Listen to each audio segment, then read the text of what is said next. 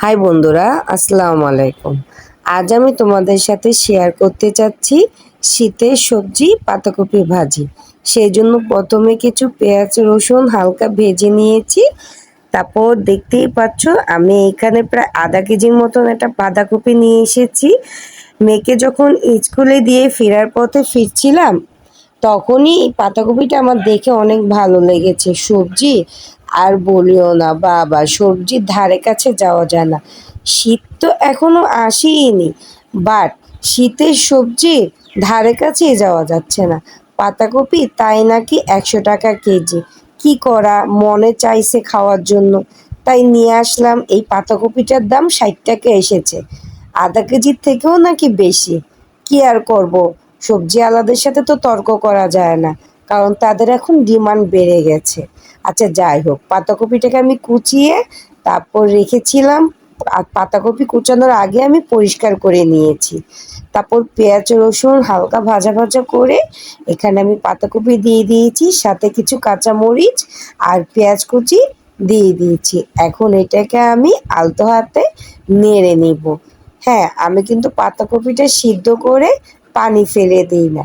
তোমরা কে কে পাতাকপি সিদ্ধ করে পানি ফেলে দিয়ে খাও, কমেন্টে জানাবা। আমার জানা মতে পাতাকপি সিদ্ধ করে যদি পানি ফেলে দেওয়া হয়, তাহলে পাতাকপির স্বাদটাও চলে যায় এবং পুষ্টিগুণও চলে যায়। আচ্ছা যাই হোক, এখন পাতাকপিটাকে আমি আলতো হাতে নেড়ে এটাকে ঢেকে দিব 5 মিনিটের জন্য। 5 মিনিট পর আমি যখন ফিরে এসেছি, দেখো আমার পাতাকপিটা একদম চুপসে গেছে, গলে এসেছে। এখন এটাকে আরেকটু নাড়িয়ে দিতে হবে, কারণ নিচে না হলে লেগে যাবে। তোমরা যত তেল ইউজ করে বাঁধাকপি ভাজি খাও না কেন, লেগে যাবে। তারপর আমি আরও কিছুক্ষণ ঢেকে দেওয়ার পর দেখো অলরেডি আমার বাঁধাকপি হয়ে গিয়েছে। আমি এখানে কিছু ধনিয়া পাতা দিয়ে জাস্ট আর 2 থেকে 3 মিনিটের জন্য রেখে দিব, তাহলে আমার বাঁধাকপি ভাজি একদম কমপ্লিট। তো দেখতেই পাচ্ছ বাঁধাকপি ভাজি হয়ে গিয়েছে। শীতের সবজি আজকে প্রথম আমি খাবো আর তোমাদের সাথে শেয়ার করলাম। তোমরা কমেন্টে জানিয়ে যেও যে তোমরা কে কে এখনো বাঁধাকপি ভাজি খেয়েছো। তো এই ছিল আজকে আমার বাঁধাকপির ভাজির রেসিপি তোমাদের সাথে।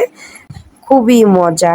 আর হ্যাঁ, পানি কিন্তু সিদ্ধ করে ফেলে দিও না, সিদ্ধ ছাড়াই বাঁধাকপিটা এইভাবে একবার ট্রাই করে দেখিও। ভালো থাকিও, আল্লাহ হাফেজ।